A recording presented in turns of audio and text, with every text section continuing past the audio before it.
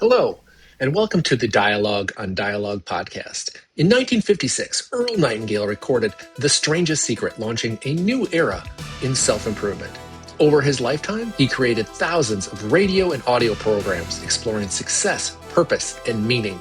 This project is my personal reflection on those ideas, what they meant then, and how they apply now, as I work to put them into practice and invite you to come along for the ride.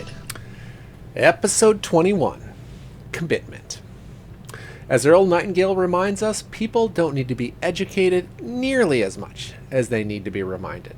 This series is about remembering the truths we probably already know and learning how to live them. Today's episode goes deeper into one of the defining traits of a meaningful life: commitment.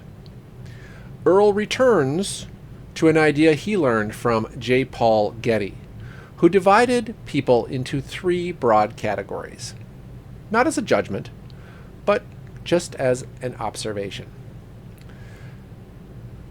The three types of people. The first group is what Getty called the unfortunate. These people are the ones who are constantly complaining about what's happening to them. Life is unfair. Things never go their way.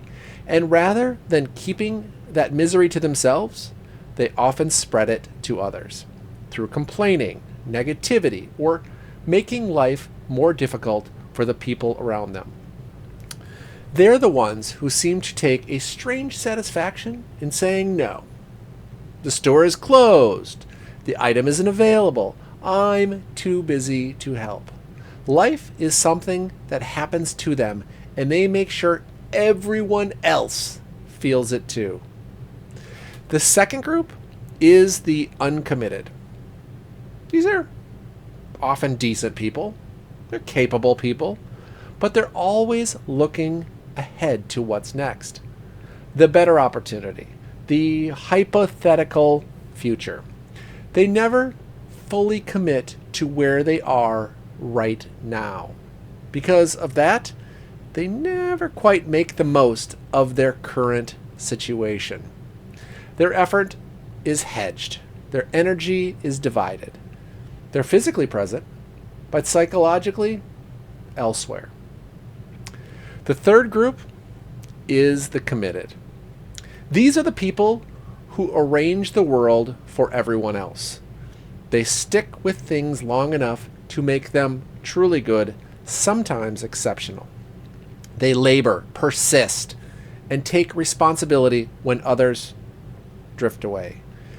They build what the rest of us inhabit. I like to think of this not as a fixed category, but as a spectrum. We all move along it at different times. The key is self-awareness, recognizing where we are and choosing to move toward greater commitment. From there, Earl moves into the topic of growth, and he uses a phrase that stuck with me. To grow, you must let go. That question, that phrase landed personally. What am I holding on to out of habit or comfort that's quietly holding me back? The older I get, it's easier to settle into routines, to keep doing what I've always done because it's familiar. But growth doesn't come from repetition alone. It comes from creating new pathways, forming new connections, and deliberately stretching beyond what's comfortable. Earl quotes Henry David Thoreau, who said, "Only that day dawns to which we are awake." Growth requires wakefulness, awareness, intentional change. Emotion is fuel, not a flaw. Earl then challenges another common assumption, that we should always be cool, calm, and detached. He disagrees. It's emotion that moves us. It's passion that drives action. It's feeling that makes commitment possible. We want emotion in our relationships. We want passion in our work. And a deep commitment to a worthy goal should make us excited to get up in the morning. That excitement pushes us to learn more, to become more, and to endure difficulty because we know we're aiming at something meaningful. The episode ends with a powerful contrast between humans and machines. Machines, Earl points out, become obsolete when conditions change. They are built for a fixed purpose. When the environment shifts, they're replaced. Humans are different. When circumstances change, we are forced to change. And when we change, we grow. That thought felt especially relevant today, when so many people are anxious about technology and artificial intelligence. But humans don't become obsolete. We adapt. We learn. We evolve.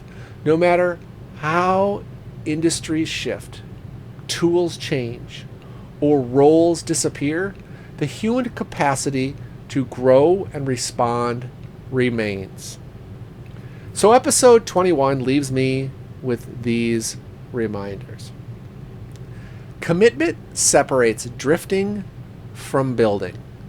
Growth requires letting go. Emotion fuels effort, and change doesn't end us. It develops us. No matter what shifts around us, we can choose to commit, adapt, and grow. Until next time, remember, the answers are older than we are and just as relevant today.